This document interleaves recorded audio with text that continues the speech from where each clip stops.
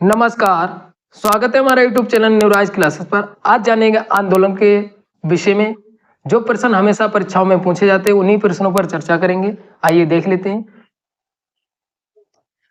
पहला प्रश्न दिया है, महात्मा गांधी भारतीय राष्ट्रीय कांग्रेस के अध्यक्ष कब बने? तो इसका जो राइट आंसर है वो आंसर नंबर बी ठीक होगा, 1924 में। आगे जान लेते हैं। अगला प्रश्न दिया है, राष्ट्रीय गान सर्वप्रथम कब और कहां गाया गया था? इसका जो राइट आंसर है वो आंसर नंबर ए ठीक होगा, 27 दिसंबर 1911 में कोलकाता में गाया गया था। अगर पूछ लिया जाए राष्ट्रीय गान किसने लिखा, तो रविन्द्रनाथ टैगोर जी ने लिखा। आगे जान लेते हैं। अगला प्रश्न दिया है, 1916 का लखनऊ समझौता महत्वपूर्ण था क्योंकि इसके बाद कांग्रेस ने किया। तो इसका जो राइट आंसर है वी होगा, मुस्लिम लीग के साथ गठबंधन। आगे जान लेते हैं। अगला प्रश्न दिया है, जनगण मन जो भारत का राष्ट्रीय गान है सर्वप्रथम कब गाया गया था? इसका जो राइट आंसर है वो आंसर नंबर डी ठीक होगा, 27 दिसंबर 1911 में। कहां गाया गया था? कोलकाता में। आगे जान लेते हैं। अगला प्रश्न है, भारतीय राष्ट्रीय कांग्रेस की स्थापना कब हुई? तो इसका जो राइट आंसर है वो आंसर नंबर सी होगा, 1885 में। अगला प्रश्न दिया है, इसमें पूछ रहा है कि महात्मा गांधी जो भारतीय कांग्रेस की अध्यक्षता कौन से अधिवेशन की? तो इसका जो राइट आंसर है वो आंसर नंबर सी ठीक होगा, 1924 में। बेलगांव में एक कहां पड़ता है? कर्नाटक में पड़ता है, ये भी याद रखिएगा। आगे जान लेते हैं। अगला प्रश्न दिया है, 1905 में बंगाल विभाजन के दौरान भारत का वायसराय कौन था? तो इसका जो राइट आंसर है वो आंसर नंबर एक होगा, करजन। आगे जान लेते हैं। अगला प्रश्न दिया है, बंगाल के विभाजन को लागू करने के निर्णय की घोषणा कब हुई थी? तो इसका जो राइट आंसर है वो आंसर नंबर वी ठीक होगा, 19 जुलाई 1905 में हुई थी। आगे जान लेते हैं।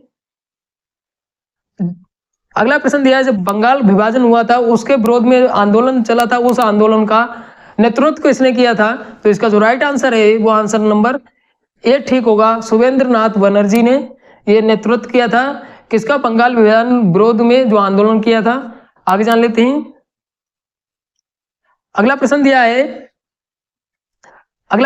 महात्मा गांधी के किस अमेरिकी जीवनी लेखक ने लिखा है कि असहयोग भारत और महात्मा गांधी के जीवन का एक युग का नाम बन गया है? इसका जो राइट आंसर है वो आंसर नंबर सी ठीक होगा, लुइस फिशर ने।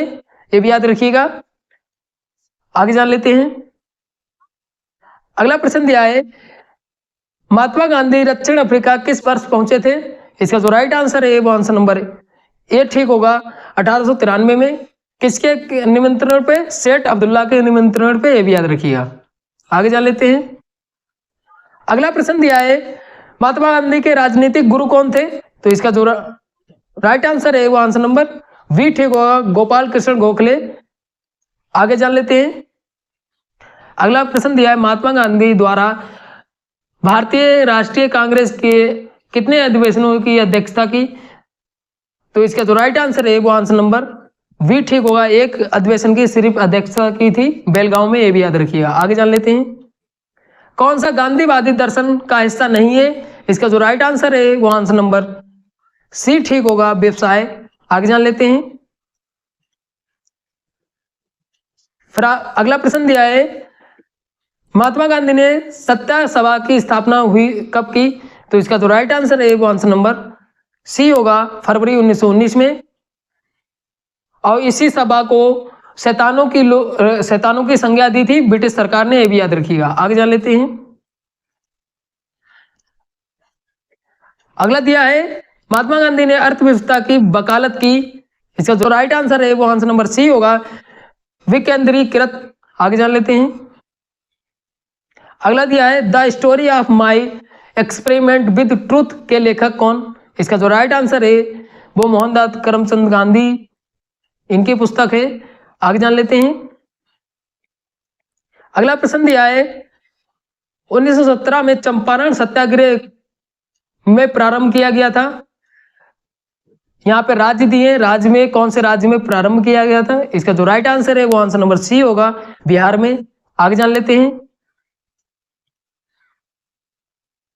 फिर अगला प्रश्न दिया है डांडी मार्च कब शुरू हुआ था। इसका जो राइट आंसर है वो आंसर नंबर बी ठीक होगा, 12 मार्च 1930 में। और इसे नमक सत्याग्रह भी बोलते हैं और डांडी मार्च भी बोलते हैं, ये भी याद रखिएगा। अगला प्रश्न दिया है महात्मा गांधी को राष्ट्रपिता किसने संबोधित किया था।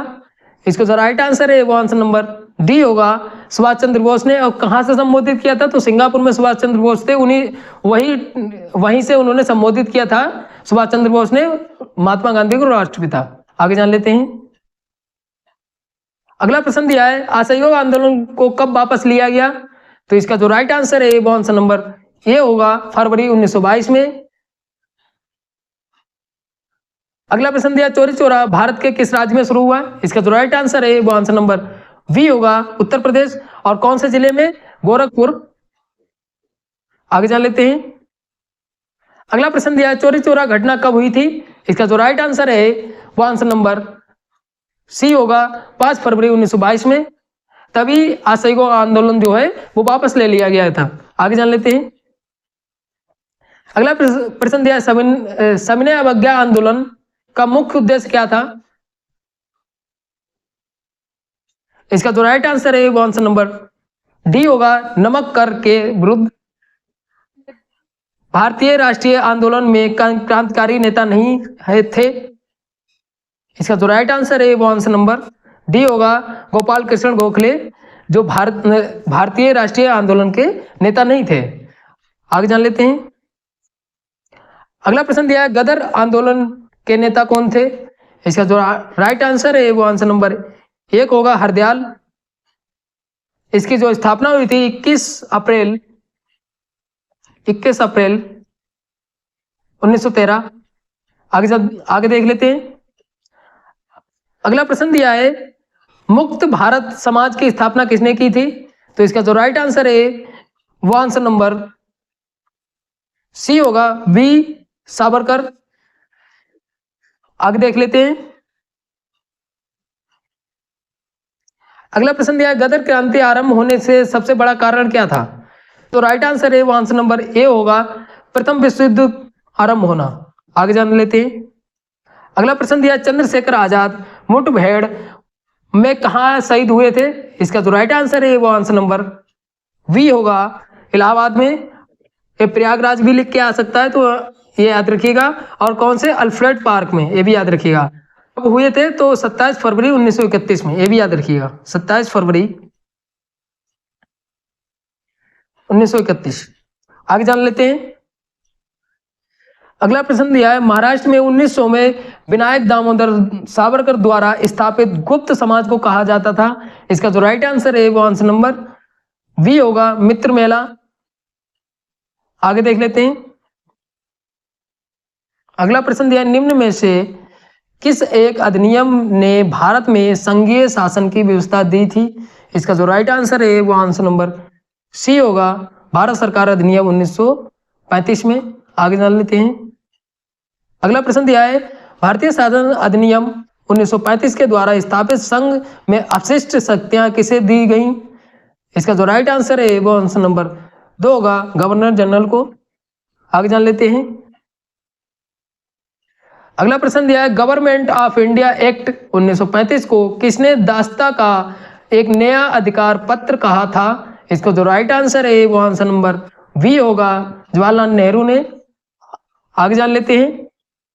अगला प्रश्न दिया है गांधी ने भारत छोड़ो आंदोलन कब शुरू किया था। इसका जो राइट आंसर है वो आंसर नंबर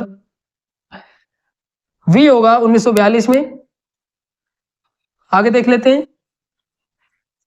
अगला प्रश्न दिया सुभाष चंद्र बोस कब कांग्रेस पार्टी के अध्यक्ष बने थे। इसका जो राइट आंसर है वो आंसर नंबर बी होगा, 1938 में। कहां, हरिपुरा अधिवेशन की अध्यक्षता की थी, ये भी याद रखिएगा। आगे जान लेते हैं।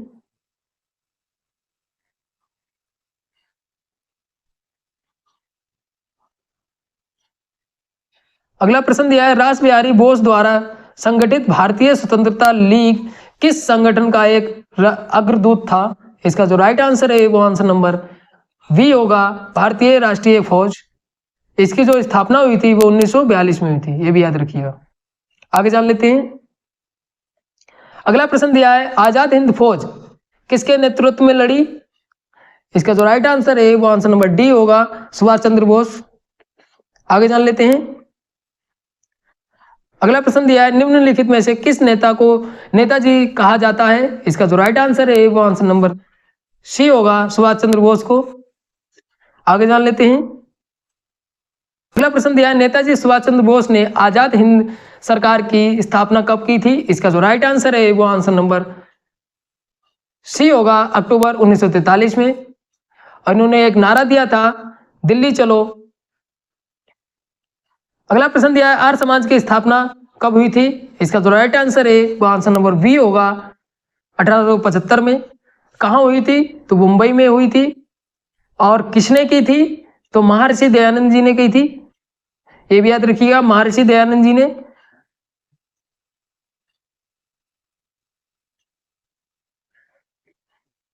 सबसे पहले कहाँ हुई? बम्बई में हुई। कब हुई? 1875 में। किसने की? महर्षि दयानंद जी ने की। और इनकी पुस्तक का जो महर्षि दयानंद जी की पुस्तक का जो नाम है सत्यार्थ विकास है, ये भी याद रखिएगा, कभी कभी कथन में प्रश्न पूछ लेता है। तो इतने प्रश्न थे आंदोलन से संबंधित। आशा करते हैं आपको सभी प्रश्न समझ में आए होंगे।